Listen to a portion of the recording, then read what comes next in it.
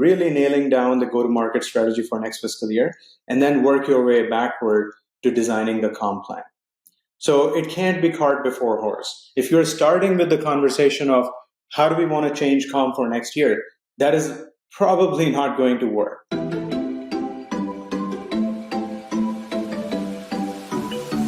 Welcome to our latest episode of the B2B Sales Trends Podcast, my lovely people. The show that brings you hacks, tips, thought leadership to the topic of B2B selling. My name is Harry Kendlbacher, and today's episode is all about the power of sales compensation. And our expert for the session is Jahangir Iqbal. And forgive me if I mispronounced it. I'll give you the opportunity to put me right in a second. He's the VP Central Operations and Sales Compensation at Palo Alto Networks. Welcome to the B2B Sales Trends Podcast. Well, thank you, Harry. I think you were pretty close. My name is pronounced as Jahangir Iqbal, and happy to be here. Fabulous. Well, we appreciate you taking the time. Let's get a little bit of an introduction going to your background and about your role. That would be fabulous. Yeah. So currently I'm at Palo Alto Networks, and before that I was at AWS and Microsoft, and I started my career a long time ago now at GE. But the journey actually started when I was at GE and I was in sales. I used to go and talk to C-level executives and hospitals and superintendents of school districts, believe it or not. So I experienced the selling motion myself. And then from there, I went to Microsoft and started doing sales operations. So I actually started in sales and worked my way backward into sales compensation. It wasn't as planned as it looks on my LinkedIn profile. It actually, the way it turned out was that I was in sales operations and then go-to-market strategy. And one of the very respected leaders at Microsoft, she reached out and she said, "Hey, do you want to try this role in sales compensation?" And initially, quite frankly, I wasn't very interested. It wasn't as appealing as I now think. But I give it a shot because the leader was I respected her a lot. And I gave it a shot, and what I learned was that sales compensation is one of the greatest levers, one of the most strategic lever in any company. And I've seen some of the smartest leaders in some of the largest companies in the world use this lever very effectively. Right. And many of those leaders that you refer to, at least that's my experience anyway. Many of those leaders sort of, see comp plans as just a typical operational detail. But you've seen them shape really entire companies and their strategies. From your experience, how can comp really truly drive the behaviors that shift the business? Like, for example, the move from licensing to cloud. I know we had a little bit of a chat in the pre-call a few days ago. So how can comp design really truly shift behavior? Yeah. Again, there are some leaders who use it as a very tactical tool. Right. And then there are really smart leaders who are changing industries. They actually use it as a strategic lever. I'll give you an example. You mentioned about moving from licensing company to cloud company. We have seen a lot of examples. Microsoft is one of the greatest example that when you look at a portfolio of the company and you look at where the current revenue is coming from, it is very easy to fall in that trap and then say that I'm going to incentivize where the current revenue is coming from. But what smart leaders do is they think about the future and they say that I want to tie the comp plan to what the future is going to be. So in case of Microsoft, we basically changed the percentage of variable comp tied to cloud significantly greater. We made it significantly greater as compared to percentage of variable comp tied to licensing business. And we literally saw over the next 3 years, the whole trajectory of the company changed. It Wow. turned into a cloud company.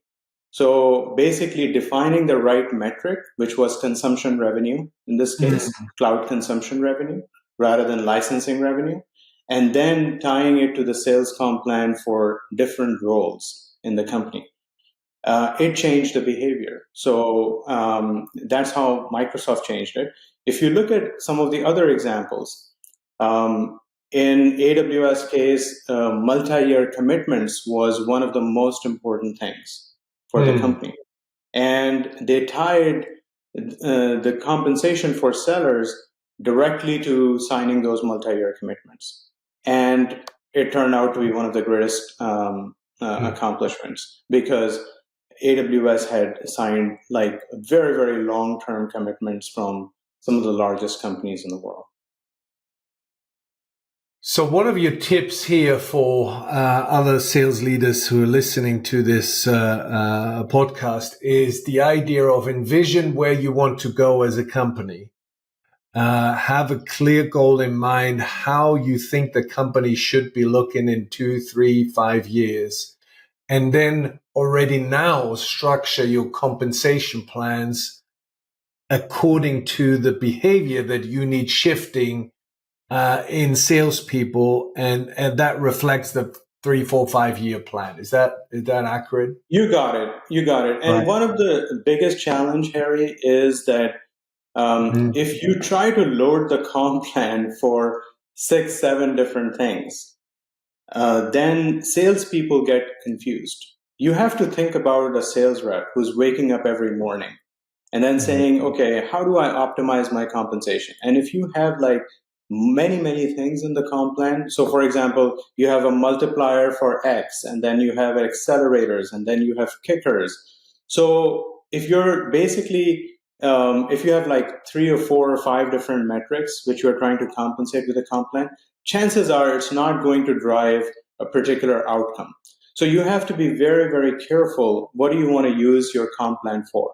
So you want to pick the biggest thing, maybe 1 or 2 biggest things that you want to drive with the comp plan. And it doesn't mean that the other things are not important, but you have to be less is more in this particular case.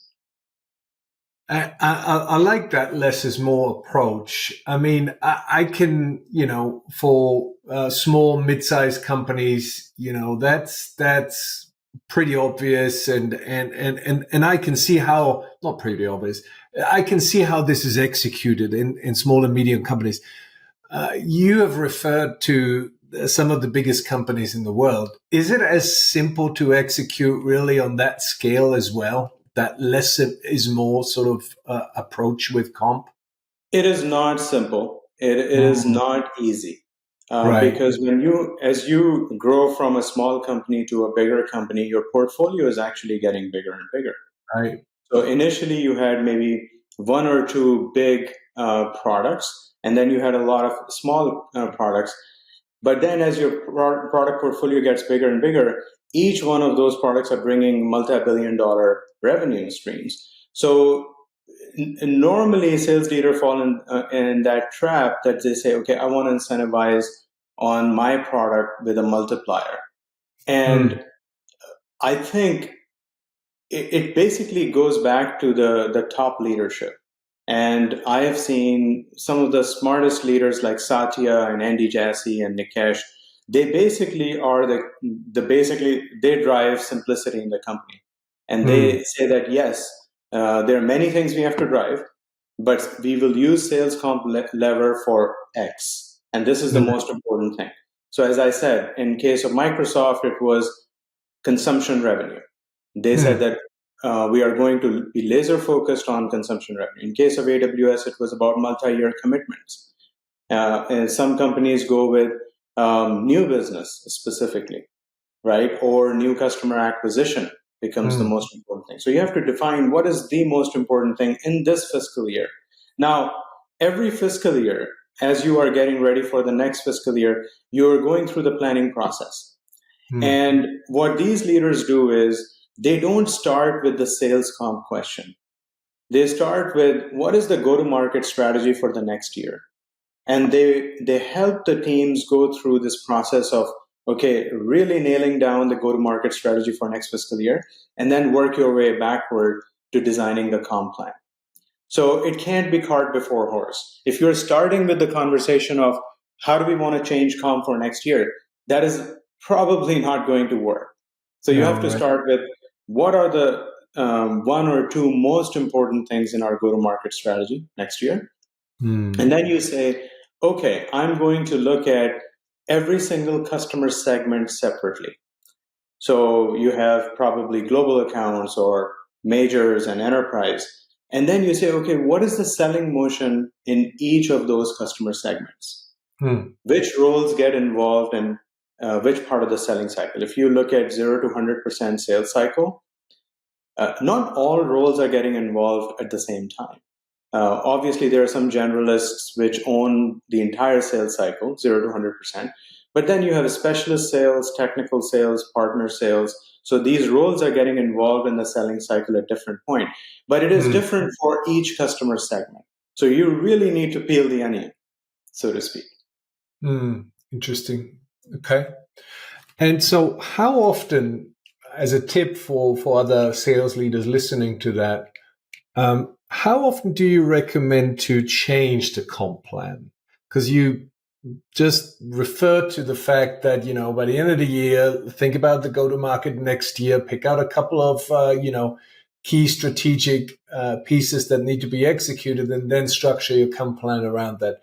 How often do you recommend to change the comp plan without ticking off the salespeople, really, because that could be the effect too. What's your experience in that? I think it goes back to when you make a change in sales compensation, these enterprise companies have longer sales cycle. Right. So it depends on how long your sales cycle is. Right. In a typical enterprise company, it varies from product to product, but it is 6 to 9 month selling cycle. So the outcome, you will actually not see the outcome of your sales comp design until you have gone through the selling motion. Right. So I would say sometimes salespeople or sales leaders make a mistake of changing too often. So I would say if you're making a major change, it should be probably once in every 2 years. But if you're doing fine tuning, that is fine doing every year. But don't touch it during the year because you have to go through multiple quarters to see whether you're driving the right behaviors or not. So typically, what I have experienced is when we launch a comp plan in the beginning of the fiscal year, we give it at least 2 quarters. And after 2 quarters, we start doing very deep dive analysis of what's working and what's not working.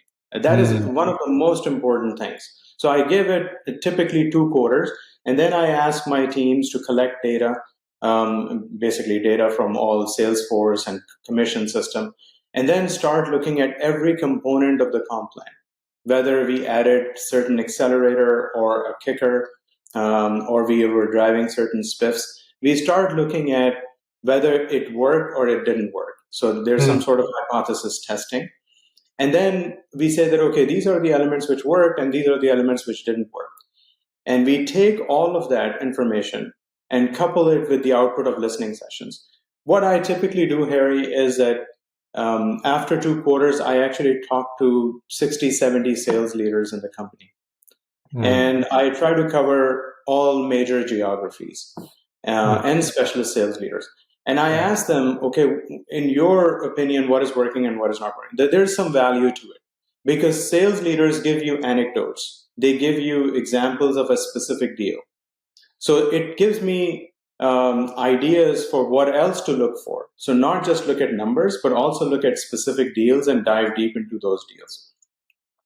Now, everything I hear from those 60 plus interviews or listening sessions, I basically do hypothesis testing for it because in my mind, those are all anecdotes or hypotheses, and I use data to validate or invalidate those things. Right. And then I go back to leadership and say, here is my deep dive analysis of what's working, what's not working. Here are the anecdotes I heard from sales leaders. some of those were actually edge cases, some of them were real problems. So, for example, if something in sales compensation design is creating friction in our selling motion, because as I said, there are multiple roles involved in the selling cycle. So, if two roles are competing for $1, then that's a friction in the selling cycle. So, we basically identify those type of issues as well. Very interesting. Very interesting. I want to come back to something that you shared earlier. You highlighted that the most impactful plans or comp plans, really reward outcomes and not just activities that salespeople have. How does shifting that focus from activities to outcome change sellers' behavior, and what impact does it have on results that you have seen in the past? Yeah. So enterprise sales models are complex, and especially when you have overlay teams. One of the things which I've noticed is that some of the leaders actually use sales compensation just to pay their people. And there is a danger in doing it, because essentially what you're doing is you're making your top performers unhappy. Because if you think about, let's say you have 100 people and some of them are really top notch, you want to pay them disproportionately more than people who are not achieving the outcomes which you want to drive. But if you create a blended comp plan which is just incentivizing everybody and you're just trying to keep everybody happy, you're basically making your top performers unhappy, because they are going above and beyond and they expect to be paid more than others. So that is the danger of compensating on just activities. So you want to make it very clear. So I'll give you an example of, let's say, channel business manager, one of the overlay roles. And if you create a blended comp plan and you say that, okay, I'm going to just pay on activities, everybody is going to get paid the same. But if you say that, you know what, I want to drive partner-sourced business. So the business which partners are bringing it to us. And then you basically tie the comp plan to that particular metric and say that the reps or the channel reps which are going to bring more partner business, I'm going to incentivize them more than just doing certain activity. So activity could be qualified pipeline generation or doing proof of some POCs, for example, right? Or executive briefings, etc. Those are activities. You don't want to incentivize on activities. You want to focus on the outcomes that you want to drive by role. Interesting. I'm trying to break down in my head all the different roles in an enterprise sales organization, and I can see where you can really connect the comp to the outcome versus activities. That I think that, first of all, I think that's really good advice. I think it's cutting edge, and I think for somebody or some sales leaders who are interested in it, I think it will challenge them to think around that. And but that's I think it's the way to go. Absolutely. I really like it. It goes back to Harry. It goes back to really peeling the onion and taking time to understand every single customer segment and selling motion in every single customer segment. And if you take time working with senior sales leadership as well as senior finance leadership together, you can come up with the right cohesive comp strategy, rather than just using it tactically. Absolutely. Let's talk about AI. Obviously, AI is everywhere. We're hearing more and more AI entering every part of the sales cycle and the sales stages at all levels. And you've even experienced, and I remember that from our pre-call, with building AI agents for sales comp. Where do you see the role of AI really shaping or supporting comp strategy in the next few years? Yeah. So I don't take AI lightly. I think there is a lot of buzz in the industry right now, Right. but you have to pick the right use case. Right. And because you can really see the power of AI if you are very specific, narrow, rather than Mm. trying to boil the ocean. So the use case which I have experimented with is the sales comp design, because I think one of the biggest gaps we have in sales comp world is helping our sales leaders design the right sales comp plan. So the agent I built is called Clever.ai. This agent basically acts like a consultant. So it Mm. asks sales leaders specific questions, and then based on that, it designs multiple options for you. And then it gives you what are the pros and cons of each of the options. And then it also does some example calculations. So if you sign a deal like this, in option one, commission will be this much, option two, commission will be this much. Now, because I've spent so much time, this was one of the things I spent a lot of time on manually Mm. over the years. Because Right. every time I go in the design cycle, I do these listening sessions, I do the analysis, then I have to at some point put together potential options. And I'm like, this takes so much effort. Why can't an agent do it for me? So that was one of the key use case which I wanted to attack with Clever.ai. The second one is a spiff design. And this is something which sales leaders can go and try it out themselves. And because rather than just incentivizing specific activities, you can actually put a use case in there and say that, can you design some spiff options for me? So this agent actually designed different spiff options for you by role. So, and by the way, it can also create communication, because one of the key things in the spiff communication is that once you have designed it, you have to launch it. And the messaging has to be right so that reps can understand what outcome that is are you trying to drive. So it actually writes the communication for you too. So for AI, I would say one of the most important things is that you have to identify the right use case and make that use case really, really strong. So rather than trying to boil the ocean, pick very, very specific use case for the agent, and then use the power of AI. Love it. Well, there's a lot to come. Interesting. Very interesting. The last question on every podcast is, and we are out of time, we try to keep these to under 20 minutes. We're a little bit over already. Fascinating topic. We really appreciate your input, and I know we'll get fantastic feedback from sales leaders listening to that, because, you know, it's sometimes I feel like a sort of a topic that is not always on the top of the agenda for people, but listening to you, it really should be. It really needs to be, because it drives behavior, and that's super, super interesting. The last question of every podcast is, and I'll be curious to hear that from you. I've been interviewed all these sales leaders, every year or every period of time. What, in your opinion, are the top three qualities of elite salespeople? In other words, what are the top three skills and behaviors that you think that top elite salespeople need to possess these days to be at an elite level? What would those three skills and behaviors will be, in your opinion? Yeah, in my experience, Harry, the best of the best actually first take time to understand company strategy. Mm. So they don't just look at their comp plan and see how they can make money. They actually ask the question, why?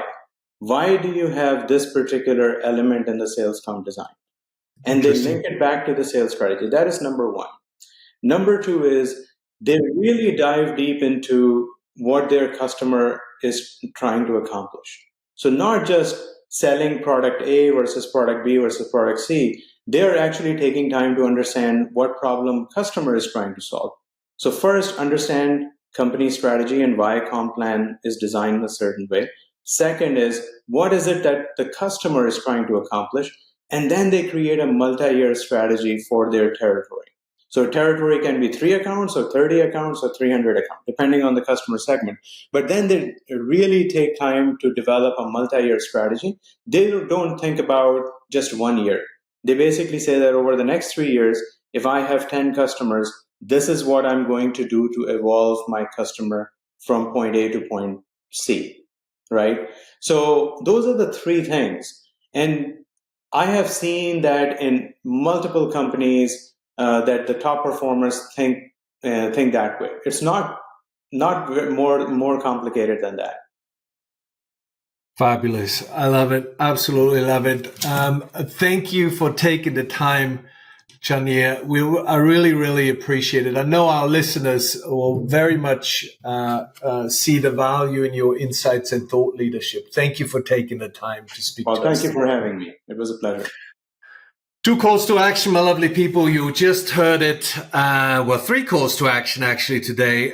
Think about how you understand the company strategy that you're going after, how you really dig deeper to understand the customer problems and the outcomes they're trying to achieve, as well as, and I like that because we haven't had that too often actually, as well as number 3, how do you strategically plan? How do you strategically plan for your territory? Multi-year, how do you strategically plan for your accounts as well as all the opportunities within those accounts? So great takeaways that we can learn from today's episode. Also go to the B2B Sales Trends.com site, subscribe to this podcast, or share it with people who you think would be helped with listening to these great insights for today or other episodes, or go to globalperformancegroup.com and see how you can increase your win rates. My lovely people, until the next episode, look after yourself, look after your loved ones, and of course, your B2B customers. Bye-bye.